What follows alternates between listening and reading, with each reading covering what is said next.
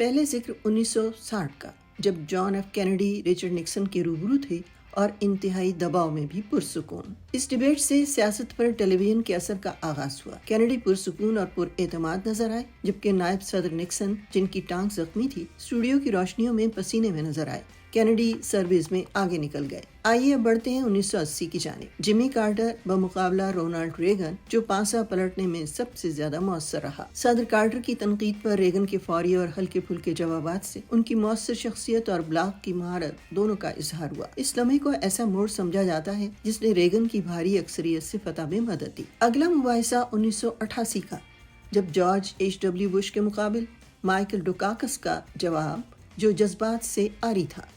Governor ڈوکاکس کے لیے یہ سوالات بہت اچانک تھے کہ سزائے موت کے بارے میں اور ایسی صورت میں وہ کیا کہیں گے اگر ان کی بیوی کو زیادتی کے بعد قتل کر دیا جائے۔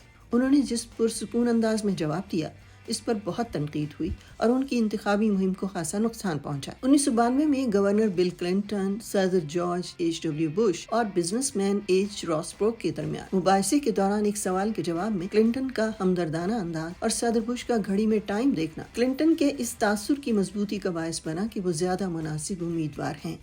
آئیے اب دیکھتے ہیں سن 2000 میں کیا ہوا۔